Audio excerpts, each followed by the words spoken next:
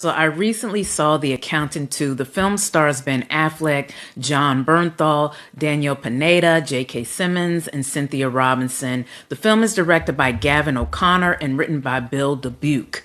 Now, here's a quick synopsis. Forensic accountant Christian Wolff, he's played by Ben Affleck, he teams up with his estranged but highly lethal brother Braxton, played by John Bernthal.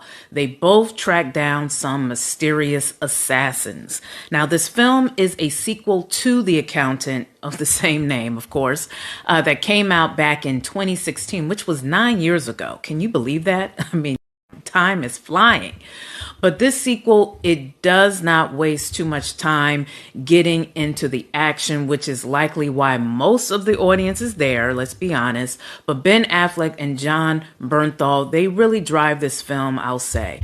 Their brother dynamic, it actually also brings surprisingly a good amount of heart to what is otherwise simply a high-stakes, action-packed crime drama.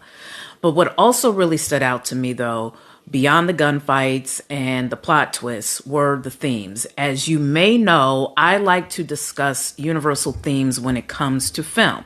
And for me, there was a strong undercurrent about family in this film, about connection, and also about loss and forgiveness, and how even when you may think differently, you still crave belonging. And I also thought the film had some interesting things to say about survival, not just physically surviving dangerous situations, but emotionally surviving trauma.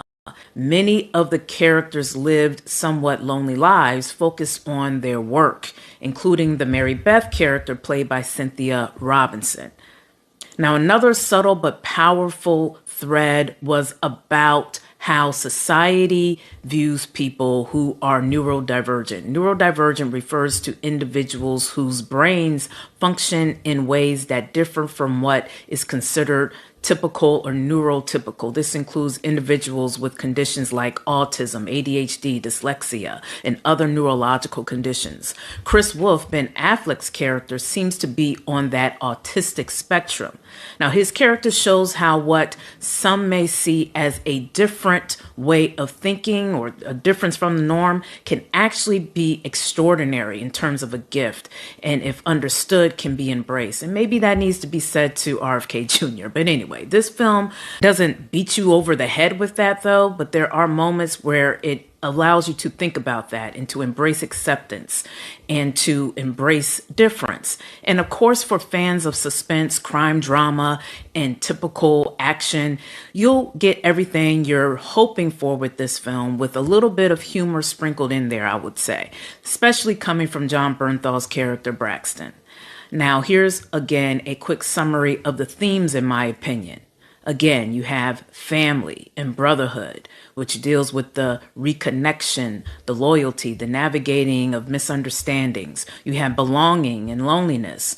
Both brothers seek love and connection in different ways. You have the neurodiversity as strength, with Chris thinking a different way, but really helping to save lives.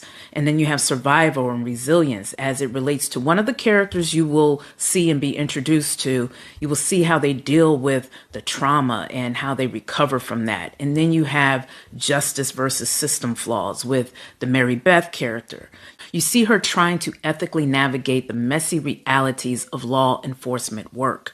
But overall, The Accountant 2 balances its action with just enough emotion and bigger ideas to keep you thinking after the credits roll. So it's definitely worth checking out.